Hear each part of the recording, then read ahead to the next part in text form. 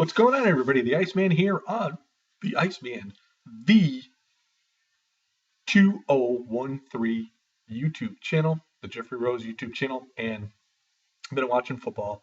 Uh, the Cowgirls right now are ahead of the Green Bay Packers at Lambeau Field. Surprise to me. But anyway, um, I want to talk a little bit about some of the stuff I've been reading as of late. I've been watching some videos and a couple things sort of disturbing to me was it finally came out that in 2010, uh, when Daniel Bryan was like first, put into the WWE mix, creative team and Vince McMahon and whomever else involved wanted him to come out and portray himself as a gay wrestler. Now, here's the problem. Um, it it demeans pretty much all the gay and lesbian um, sexual preferences of many individuals throughout the world because this is a storyline, and to me, you slap these people in the face. I am not surprised that the WWE did try to do it. Daniel Bryan solely turned it down. Um, there was uh, rumored to be him being with the Bella Twins and whatnot, and it was supposed to, expand into a storyline where he really didn't want either one of them, and then it was going to finally come out the fact that Daniel Bryan was indeed a gay wrestler. Now, this is you're talking 5 years ago, and a lot of things have changed throughout the world since then. But I just think, and I honestly do believe this, some of the storylines that WWE comes up with are just like totally asinine, totally ridiculous.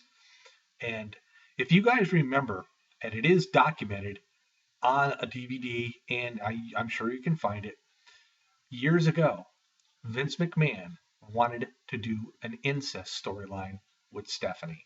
This is how messed up this guy's mind can be at times. Now, whether it be all the steroid use that he had taken back in probably around in the 90s era. And if you tell me that Vince McMahon didn't take steroids, then you're crazy because you saw the muscles, the chest build up and whatnot for a guy that was his age. It wasn't working out in the gym because he had no time to work out in the gym because Vince McMahon was totally on the road pretty much 365 days out of a year traveling with the WWE, WWF, WWE to make this company what it was, not what it is today, because a lot of things have really changed within the WWE.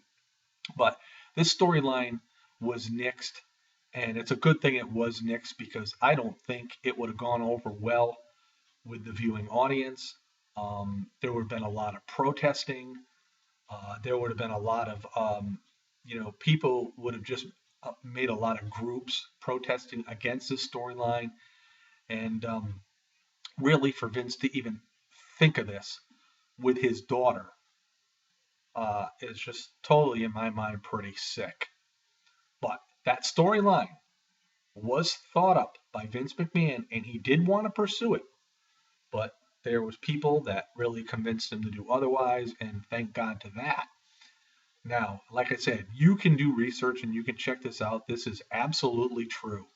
Now, with the Daniel Bryan issue, um, with this day and age, with you know, uh, gay men and gay women coming out of the closet, there's gay marriages and whatnot. Um, and to put Daniel Bryan in that kind of situation, if you think about it, um, the American Dragon coming from Ring of Honor, coming to the WWE, and then going through the storyline, this would have played an impact on Daniel Bryan for the rest of his wrestling career and a lot of his personal life because a lot of people that watch the WWE are very naive. They're very vulnerable. They're very ignorant. And a lot of people would actually believe that, the storyline of this particular personality superstar in the WWE, they would have thought it was true. So this would have really hurt Daniel Bryan in the long run. And I really think sometimes the WWE just needs to leave these guys alone. If you want to bring them up to the WWE from another promotion or whatnot, let them just do their thing. It's like with this situation now with Roman Reigns being scripted on what to say by Vince McMahon. I think it's going to hurt Roman Reigns in the long run. Let the guy be who he is. If he doesn't have great mic skills, just let him be who he is. The fans will like him for who he is.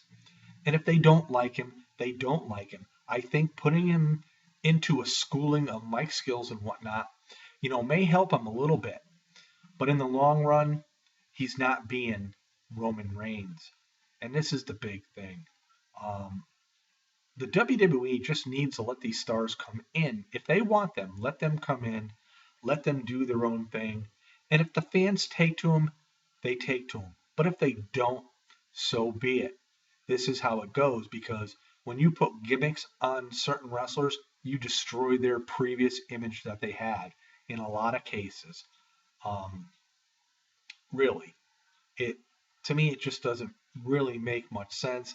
Yes, it's an entertainment value. The WWE thinks with more focus on entertainment, it's going to bring in better ratings. But look at the whole picture. Look at the last couple years in the WWE. Have the ratings soared through the roof? No. And the other issue here is you got to understand you have a 3-hour Raw. You have a lot of authority segments. But you got to understand as well, you have main event on Tuesday night. NXT is going to be moving to Wednesday. SmackDown will be on Thursday. You have 4 nights in a row of WWE TV. And then you have a 24-hour a day, 7-day a week basis with the WWE network. There's too much exposure. Vince seems, that he can't get enough. But in my eyes, too much exposure leads to lower ratings because people know that, well, if I don't see Raw on Monday Night Live, I can watch it tomorrow, or I can watch it the next day, or I can watch it the next day thereafter. And anything that you miss out, you can go to the WWE network and you can watch it. So is the network, in essence, helping the WWE or is it hurting? I don't say it's hurting it, just for the simple fact is the ratings for the WWE have been down the last couple of years and the network has not helped. So you cannot blame the network for that. But it's these storylines and these gimmicks that are really turning people off. The WWE needs to let these superstars come in and be who they are. This is the one and only Iceman, Jeffrey Rose, on the Iceman. The 201. Let's do that again. The Iceman. The 2013 YouTube channel. Peace out, everybody. Enjoy football.